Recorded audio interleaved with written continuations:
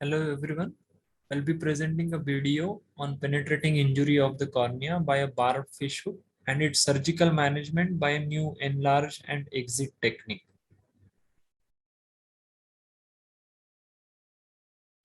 So an 11-year-old boy was struck in his right eye by a barbed fish hook while fishing with the friends. The father cut off the fishing line and tried to remove the hook, but it was failed.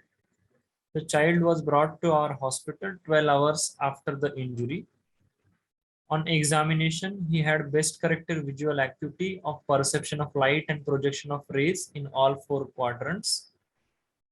The fish hook had penetrated the cornea obliquely, 3 millimeter away from the limbus at 9 o'clock position. Slit lamp examination of right eye revealed a shallow, irregular anterior chamber filled with exudate, due to which the tip of fish hook was not clearly visible. Fundus examination showed no fundal glow, and B scan was performed, which was within normal limits. It was a penetrating type of open globe injury, grade 4, involving zone 1 in the right eye.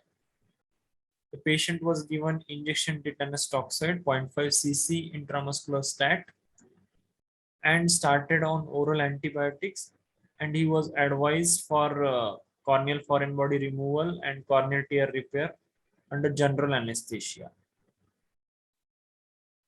Here comes the surgical video. First, a side port was made at 2 o'clock and visco was injected into anterior chamber. We tried to remove the fish hook normally by pulling it out of the eye, but it was not coming out. So we gave an extension incision to the entry point with the help of 15 number blade. Then we separated the adjacent tissue from the fish hook tip so that removal will be easier, but it was stuck very badly. We again tried the separation, and then finally the barbed fish hook came out of the eye.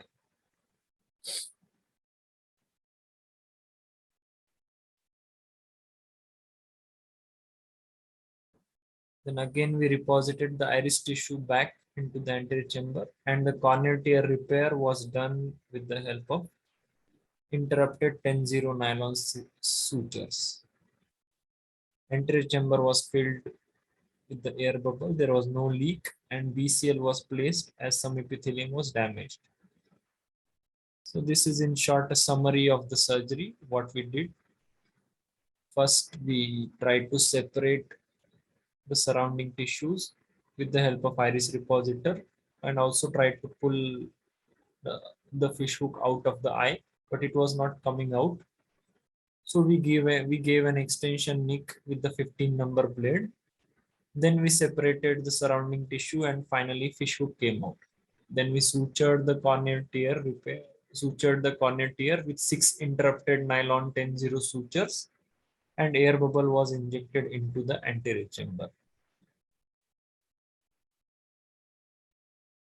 So this was the post-op day 1 picture where the visual acuity was PLPR accurate in all quadrants, and sutures were intact, and air bubble was there into the anterior chamber superiorly.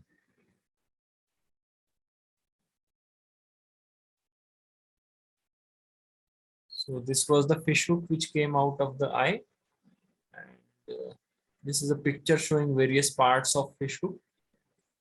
E is the eye, S is the shank, B and D is a bend of the fish hook, B is the barb, G is the gap between the point and shank, L is the fishing line.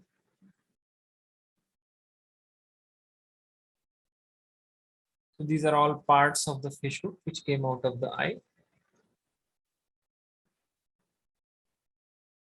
Thank you.